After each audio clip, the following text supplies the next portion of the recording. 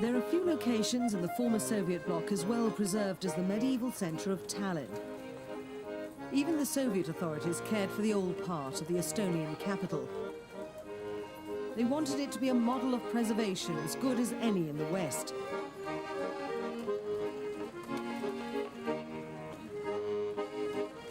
Years after independence, the centre is still one of the finest examples of a medieval fortress city, and it's a UNESCO World Heritage Site. Tallinn attracts foreign tourists, but just over the wall, there's a different story. A crisis looms, fueled by capitalism. A new road's being built a few hundred metres away. When work began here, the developers dug up the remains of a sprawling 600-year-old hospital. This is what's left. Some Estonian archaeologists protested. They were allowed a brief dig on the site, but were told most of it would be covered in concrete. The developers think it's a nuisance, and many of the workers treat it like one. But archaeologist Jaan Tamm led the campaign to try to preserve the site, which he said could have helped scientists understand more about the development of medicine. We were asking also for international help through the ICOMOS, which is the expert organization of UNESCO. And of course, at first they said that you must resolve this problem because this is not in the World Heritage List as Old Tallinn is. But it isn't just medieval ruins which are threatened by a rush of new developments next door. Modern architects have been busy here during the past decade, catering to the tastes of a liberated Estonia. Keen to remove as many Soviet images as possible, Tallinn is remodelling itself as a towering example of capitalism.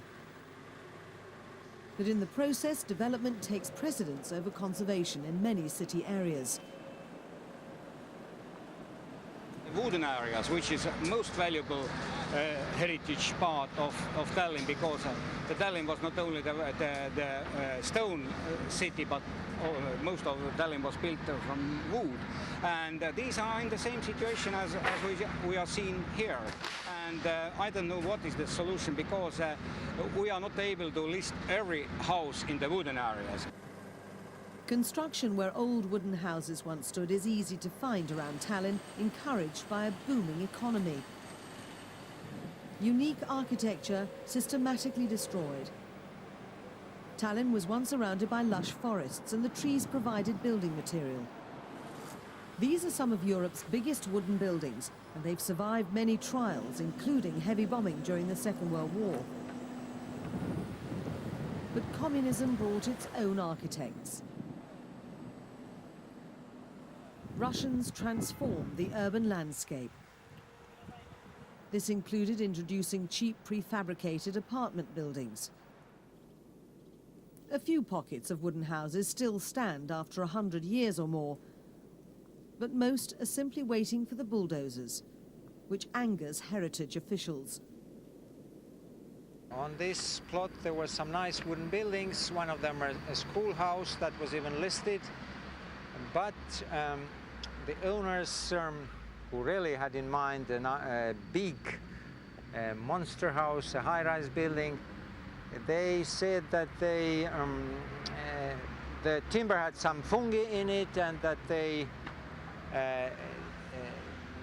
take down the houses so that they keep all the material and they rebuild it again. And some colleagues of mine were naive enough to believe it. While many Estonians strive for the modern, some exiles have returned since independence with more traditional ideas. But the renovations can make matters worse. We are a Nordic country, and there is a long tradition of building very warm houses. And it has new windows. So the owner has spent a lot of money and getting nothing but the danger of that house gets rotten and the dry rot gets in. And so it is done without any consulting engineers, architects, just the owner and some builders. And what do you think of the next building? Well, the next building is could be a nice building if it doesn't stand here. The government recently reduced the number of buildings listed for preservation.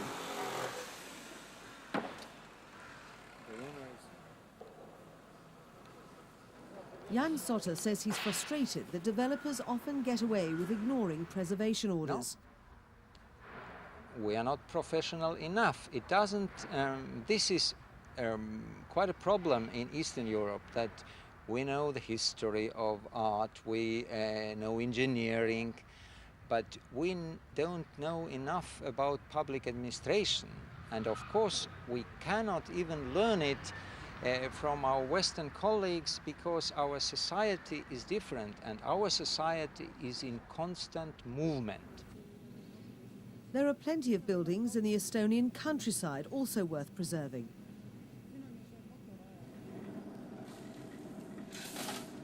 This is one of thousands of manor houses that grace the landscape.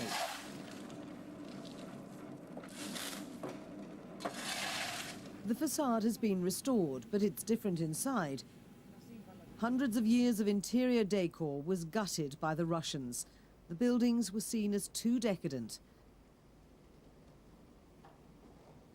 But the local authority has opted for restoration. It's in poor repair, but much of the detail could be rescued. The government's record for helping such projects is improving, with cash grants for council administrators like Vahenrum, but she keeps finding new damage here. It's sad. It really is terribly sad. It is our history and our heritage. This shouldn't have been allowed to happen in the way that it has. It is a building, but it is also art, and it is a tragedy that for all these years it was allowed to fall into disrepair. These walls were once hand-painted in bright colours, but the communists wallpapered them in grey when the building was converted to offices. Anne hasn't the money for expensive restoration. Thankfully, things were left in better shape downstairs. Wealthy landowners built the manor centuries ago. The last of them were driven away by the communists. Now the restored part of the ground floor is used for public functions and a library. As much detail as possible was salvaged. They were kept in autumn, winter, summer and spring. This ceiling painting adorns what was once a family drawing room. More than 200 manor houses are under state protection. But not all are as well looked after as this one. And state protection doesn't mean much in a country where heritage standards and laws often aren't enforced. It's a problem the Estonian government shares with many other former Soviet bloc countries. The problematic past is easy to overlook when you're concentrating on the future. Tallinn's Old Town seems safe, but much of Estonia's heritage will never be the same again.